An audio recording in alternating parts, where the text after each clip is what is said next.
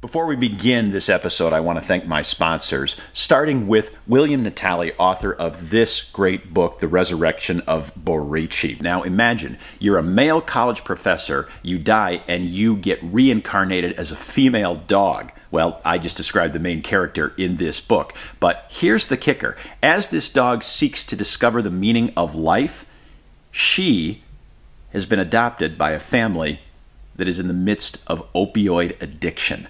This book is funny, it is poignant, and it is a great read. You can pick it up on Amazon, in the Kindle store. You can also purchase a signed copy on eBay. And also this product, Disinfect and Shield. You know, when we're shooting these episodes, we want to stay safe. You can travel safely if you're smart.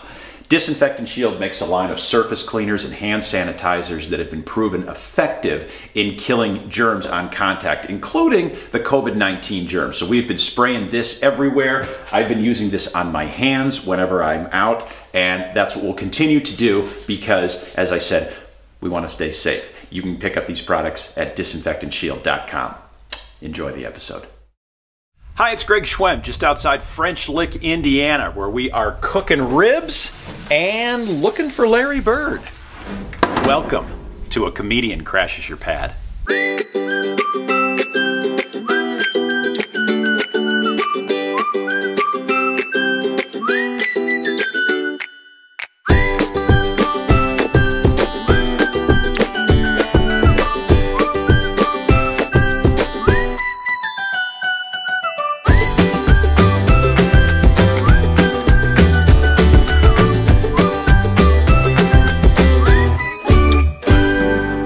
Location used to be the #1 quality when it came to finding a pad to buy, rent, or just crash in.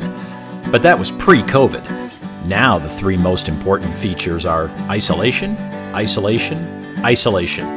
And you can find all three in French Lick, Indiana, a town of less than 2,000 residents in the southern part of the state. It's home to one very famous casino and a more famous former resident who went to school here and honed his jump shot as a boy here.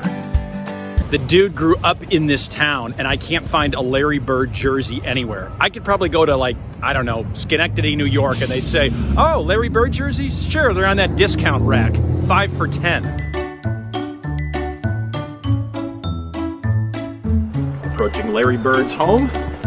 Just walking right up here. It's 10:30. He should be here. Just needs to sign this ball. I'll be on my way.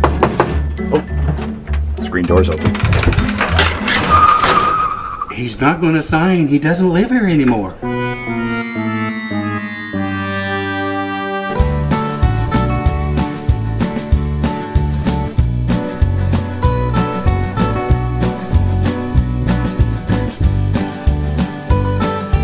The owner was nice enough to let us inside. No breaking and entering. I found the jersey.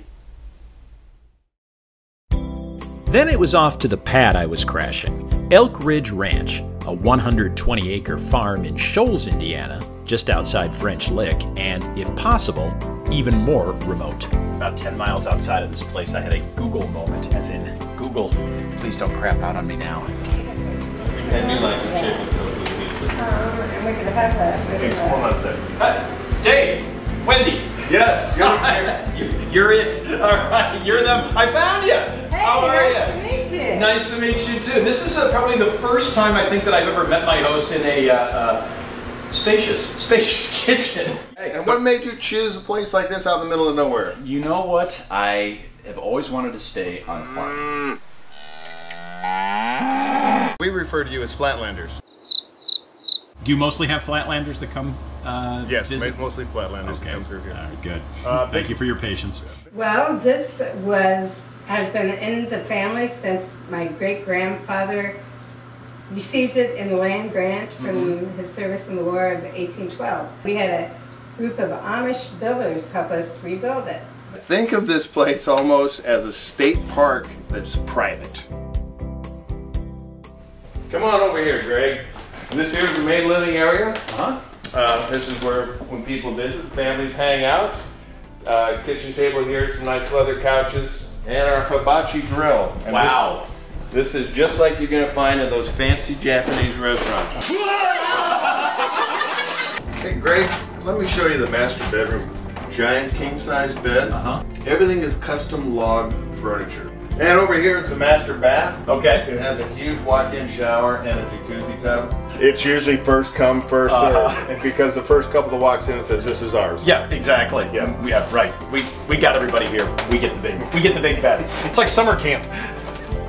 A lot of people today are looking for a place where they can bring their family reunion, and not have any disturbance.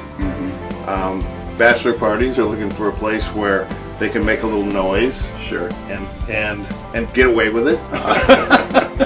And it sleeps 16, I believe, is the number that we allow in this property.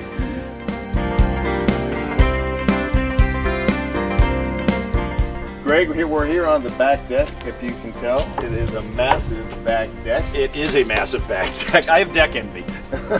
Yeah, I can see that. Just around the corner we have an outdoor fireplace. And we also have a view to die for. This is something. This is private. Right. I don't think a SEAL team could get in here if they had to. and if they did, you probably couldn't hear them coming, because you don't hear anything out here. We have the two properties. One's 42 acres and one's 80 acres. On any given day, there's a deer in the front yard. Yeah. There's also a bunch on your wall. Yes. Right. The elk are fairly large around here.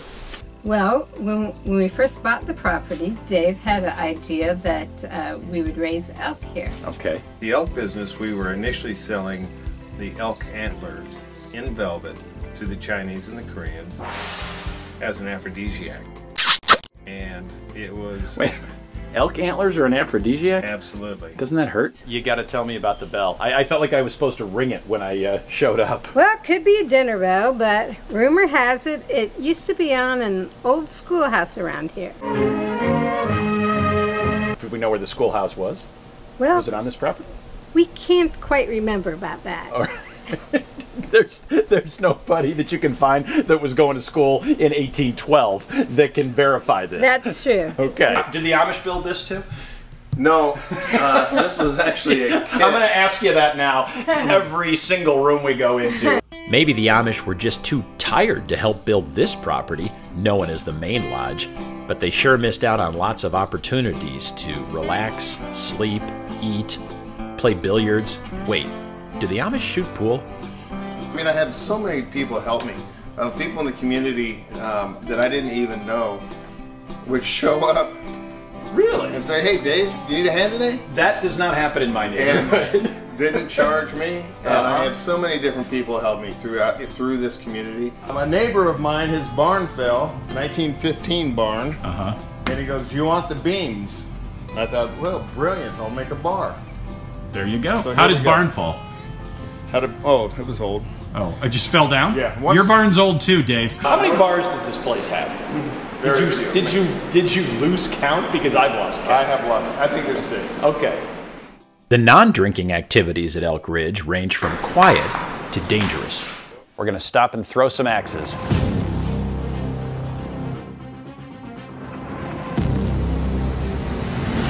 What could possibly go wrong?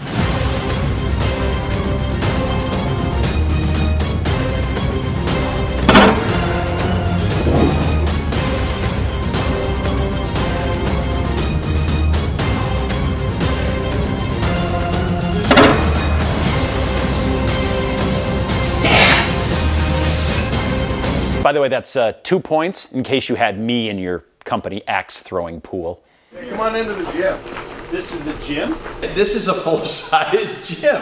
And that's something that I always want when I stay in, when I crash in pads. But typically if I say, do you have a place where I can work out? They say, you know, there's like a heavy bar of soap in your bathroom. If you can just do curls or so forth. My wife used to teach pole fitness. Aha, pole fitness. Pole fitness. That's what they're there for. They're there for pole fitness.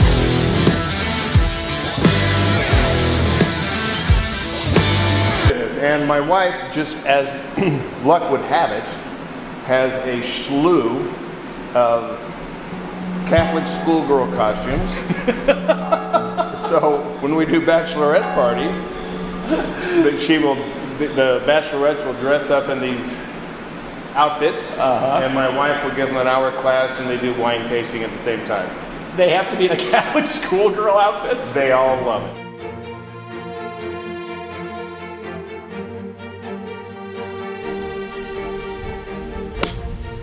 Oh man, hit a cow, a sheep, something. Good rounds.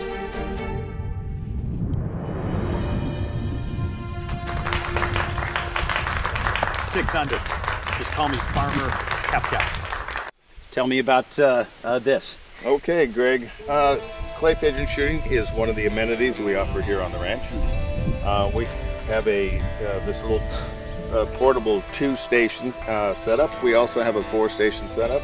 Most people don't know how much fun it can be until they actually try it and have a chance to have a little bit of exposure to it. Okay, confession, Dave. I don't like guns. I've never liked guns. We played cops and robbers as kids. I was the desk sergeant. For safety, we're just going to put 1 round in it. So go ahead and load your weapon. All right. Okay, great. Now, and go ahead and give that a push forward. Forward. Okay. There we go. Shooter 1, ready. Pull. Hey, Greg. Spent 5 hours on the smoke today cooking up some ribs for you. What do you think? I mean, they look good, smell good, but I'm reading The Resurrection of Borecci because the author, William Vitale, is sponsoring this episode. So, but that gave me an idea. I should look for a rib sponsor. And then this conversation, we better put the knife down. What possessed you to write a cookbook? At that point in my life, I was more into health and fitness than I am at this point in my life. Okay. So there should be like an afterword in this Yeah, book there or something. should be. It's like, by the way, all of this stuff, earlier life. It's the only raw food cookbook you'll ever buy that also has a recipe for a Béarnaise sauce. Nice. This grill here, you can get at least 100 1/3 patty burgers on this grill without crowding. Oh yeah. There you go. All right, so like a party of 8 would do very well here. Yeah, a party of 8 would do fine. Right, Or a party of 8 who grew up on White Castle. Yeah. Over here we have the Big Bubba. And in the Big Bubba, it's a rotisserie, where you can put a 200-pound, 225-pound pig in here and cook it all day long. Okay, so a 225-pound pig and then 100 burgers just up the gravel road. So that's a party. And 30 racks of ribs in the big smoker here, which we haven't named yet. I feel like the Brazilian soccer team's going to show up here and say, "Do you have any meat?" We've got a pizza oven here. We had it shipped in from Portugal. This pizza oven will cook a pizza in between 90 and 120 seconds, depending on the temperature of the oven. We always use disinfectant shield, always at all times. But what we'd like to do is have the customer themselves make their own pizzas. Okay, Dave schooled me in this, but I did notice his technique, and there were a few things he was lacking. Dave, what's the hottest pepper you have? This one? Okay. I don't know what that is. See, that's what I like to hear. There's no waiver involved with eating these, is there? Bring her over here to the cutting board. Okay, you got those?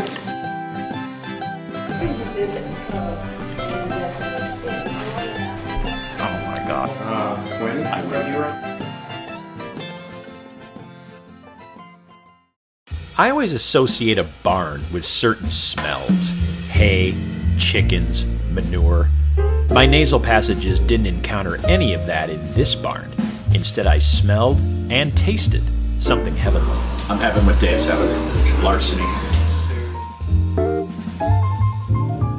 Because not everybody can understand the love, the time, and the attention, and the money that went into restoring a building like this. It's how old? 1865. Wow. Okay, so Lincoln was assassanated, and somebody said, "I'm so depressed, I'm going to build a barn to That's right. drink bourbon." Okay. I'm trying to stay with you. You're at your great-grandfather. As day gives way to night at Elk Ridge, I found myself thinking, how can rural be so luxurious? You know, one of the terms that keeps coming up now, especially since the pandemic hit is glamping.